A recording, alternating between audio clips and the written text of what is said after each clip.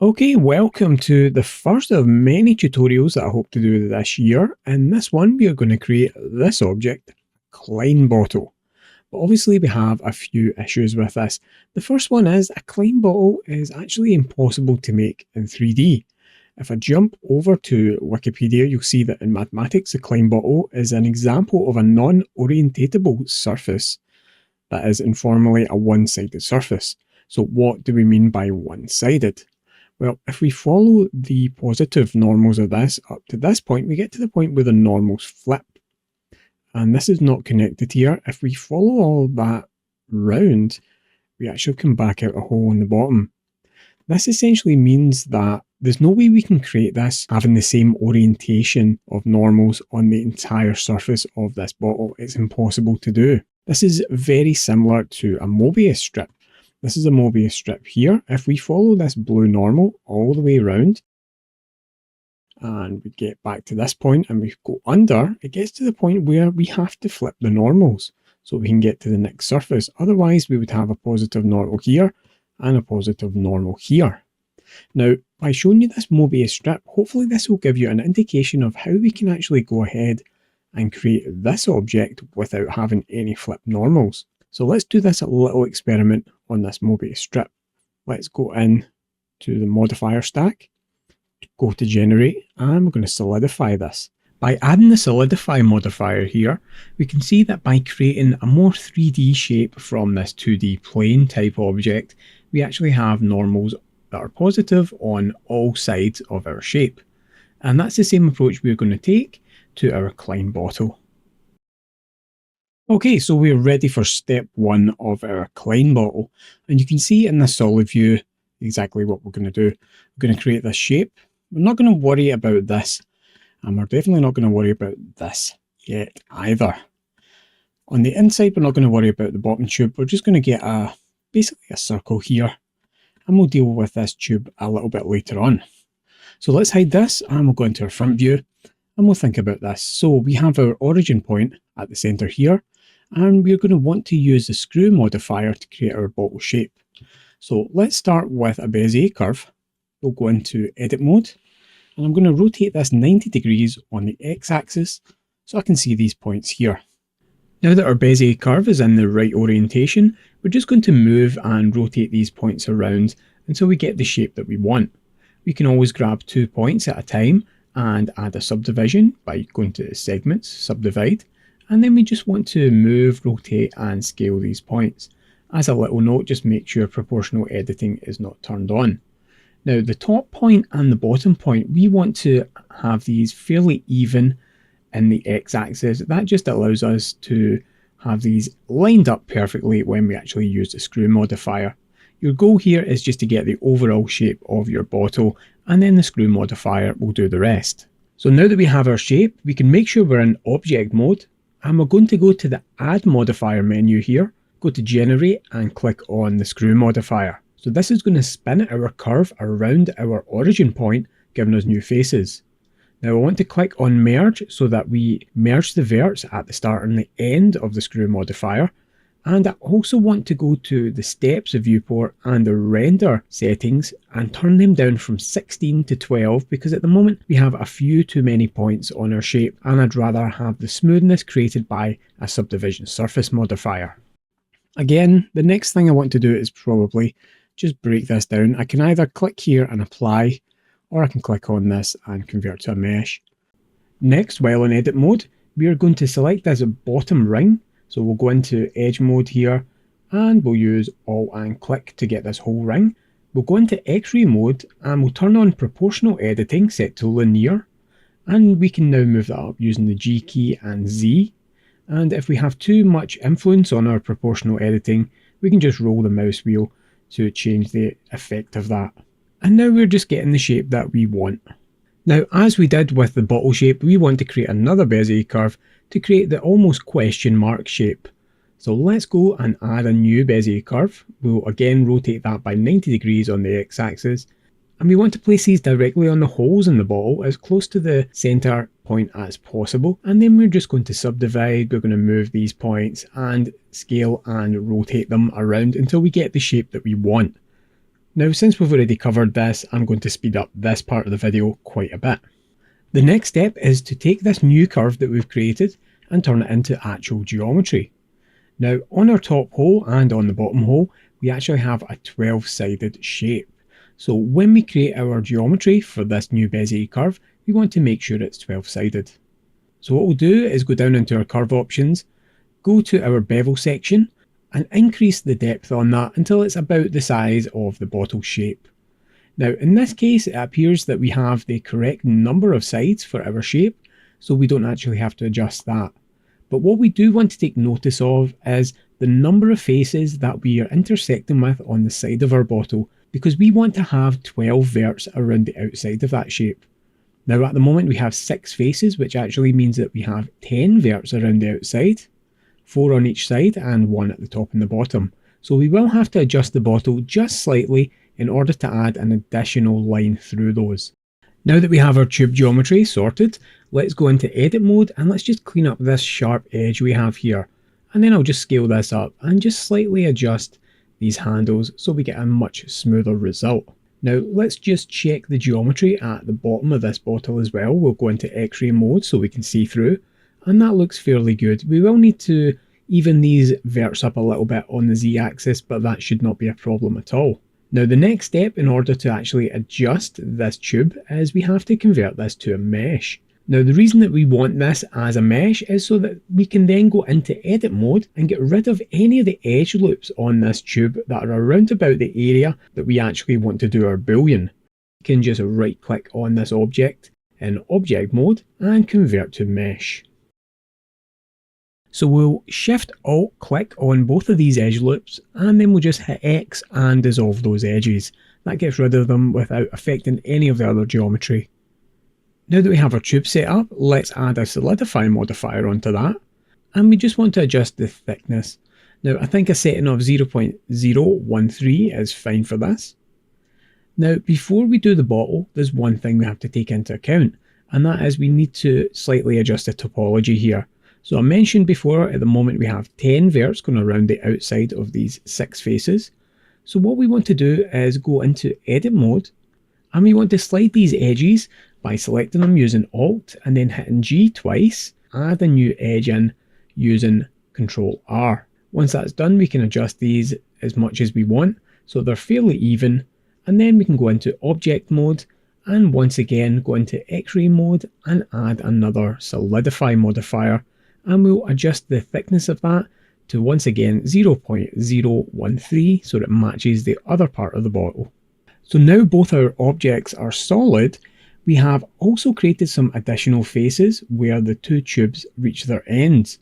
So what I want to do here is to apply these modifiers. You can see that if we try this in edit mode, it won't work. We have to go into object mode to do that, but we can just jump back in and apply that on both our objects.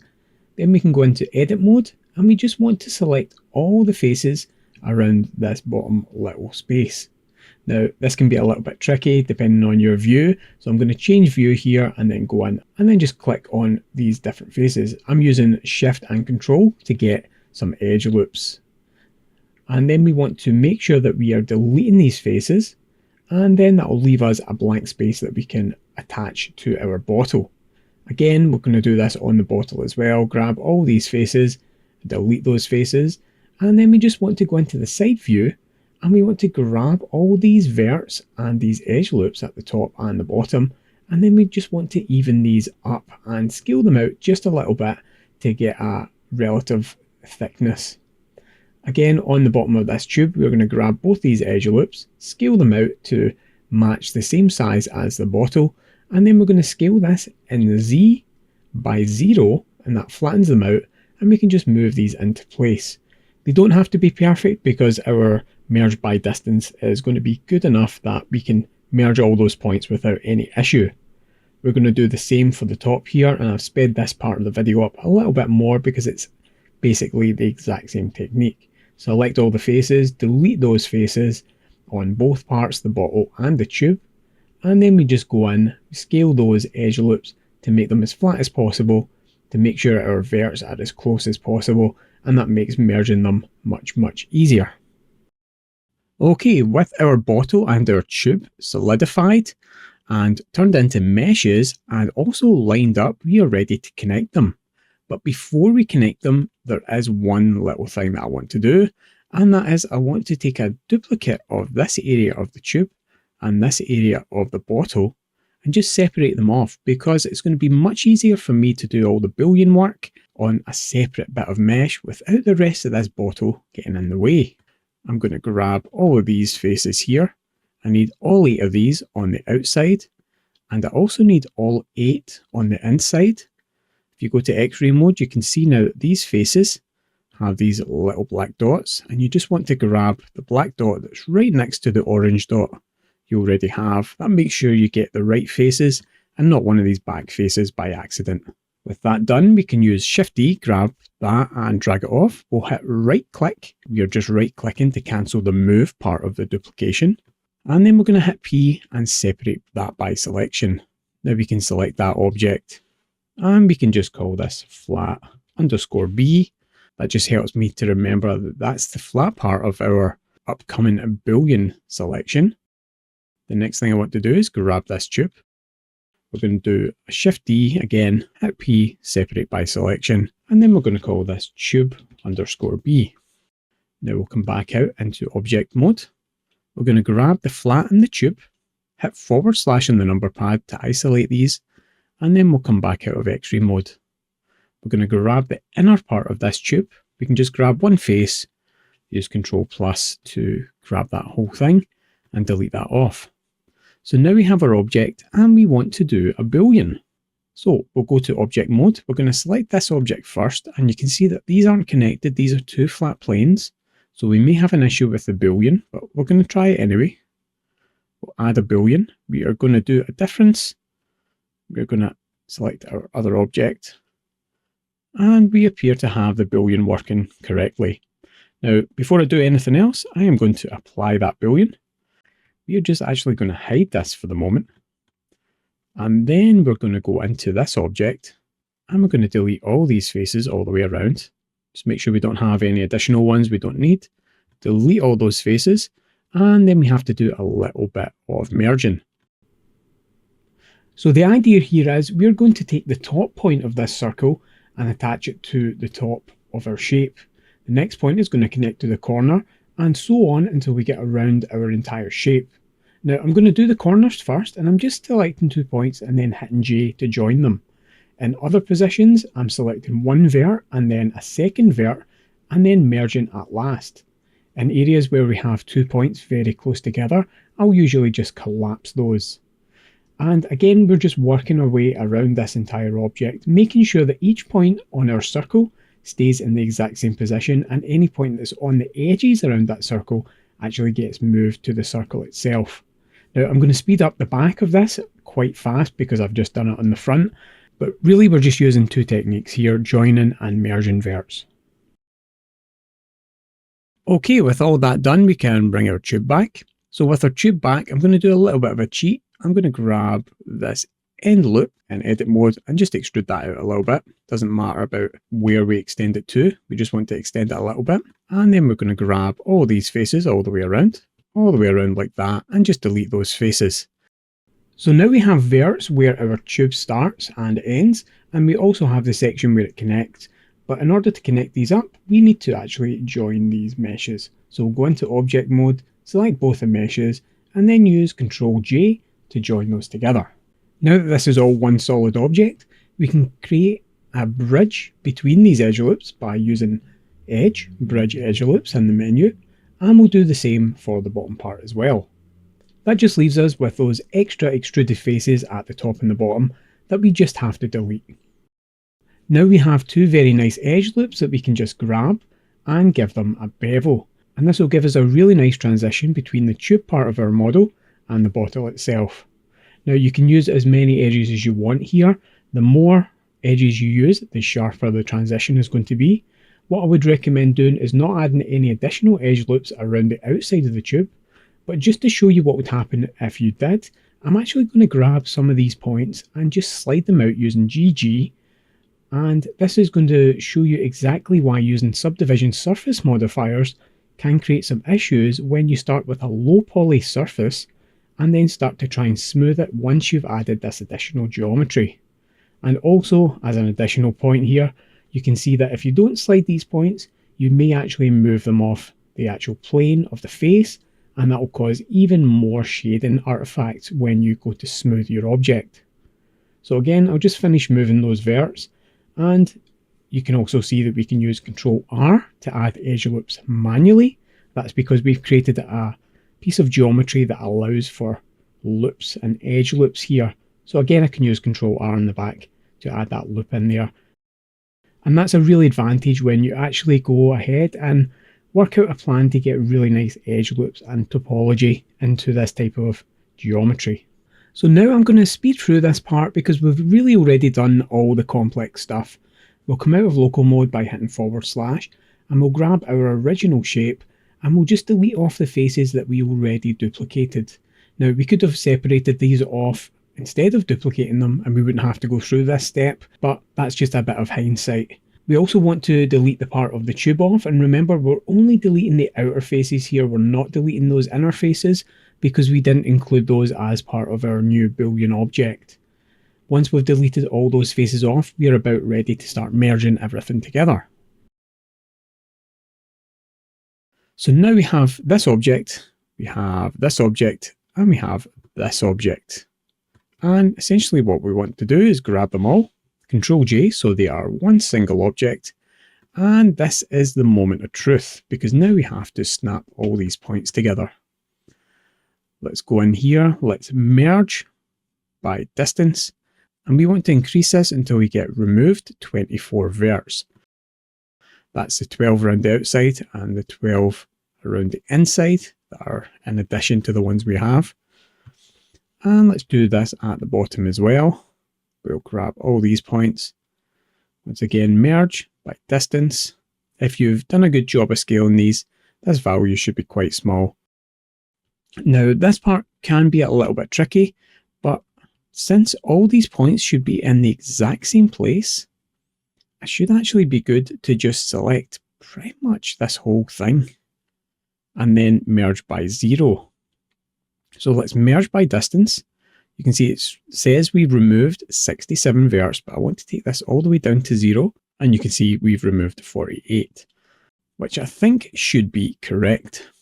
Okay, so we've pretty much finished our model, and you can see at this point, if we put a matte cap material on it, and I quite like this metal one, we can see that we do have some shading artifacts. Now if we hide all the edges, it's much clearer, and even if we add in a subdivision surface modifier, if anything, this actually gets worse. This all comes down to those additional edge loops that we added in. We can just remove those on the outside and then the ones on the inside, and we get a much better result.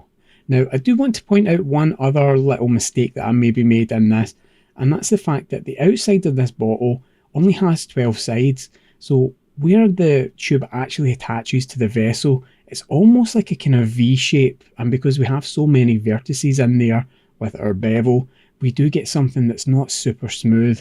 However, with enough subdivisions and a decent shader on it, it's not too bad, and it should work quite nicely for 3D printing.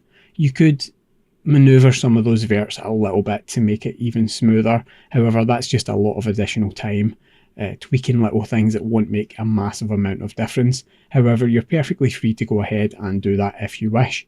You would probably want to move those verts slightly before the stage where you actually bevel those edge loops and create that nice curve transition.